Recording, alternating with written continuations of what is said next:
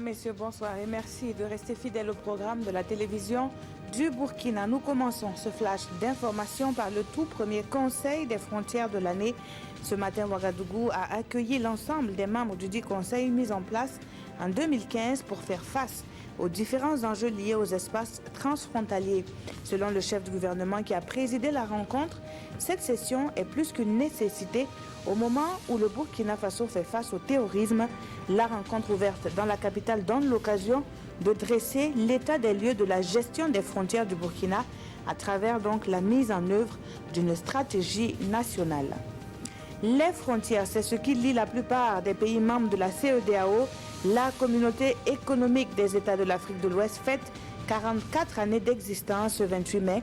L'organisation intergouvernementale créée en 1975 compte aujourd'hui 15 États membres avec l'intégration sous-régionale comme cheval de bataille. Une quarantaine d'années après sa création, la CEDEAO a remporté plusieurs victoires, mais des défis subsistent encore, à l'image de la libre circulation des personnes et des biens dans l'espace communautaire. C'est du reste ce sur quoi a porté le panel organisé ce mardi à Ouagadougou par le ministère en charge de l'intégration africaine et des Burkinabés de l'extérieur. Ce taux à présent, 60%, c'est le taux de participation à la mobilisation des recettes fiscales après une année d'utilisation du portail e-Syntax.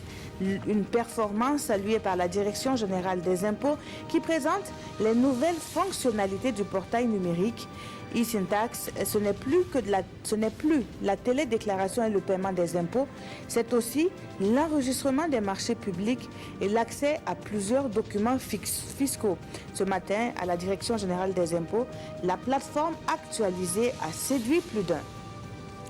Et puis la République d'Égypte solidaire au Burkina Faso, à travers sa représentation diplomatique, le pays des pharaons a gracieusement offert au pays des hommes intègres plus d'1 tonne de produits médicamenteux.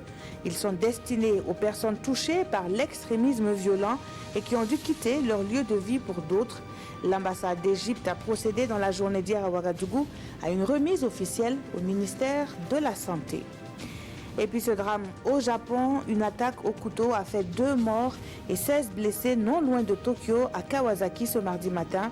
Une écolière de 12 ans et un homme de 39 ans ont succombé à leurs blessures.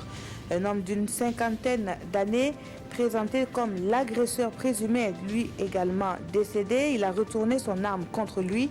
L'attaque est survenue à un arrêt de bus où attendaient régulièrement des élèves d'un établissement catholique. Le Premier ministre nippon Shinzo Abe a exprimé sa grande colère en dénonçant un cas vraiment atroce. Le président américain Donald Trump, en visite d'État au Japon, a traduit toute sa compassion avant de décoller pour Washington. L'information, c'est tout à l'heure à 19h en direct avec Mounira Kéré pour le journal des régions. Je vous retrouve à 20h.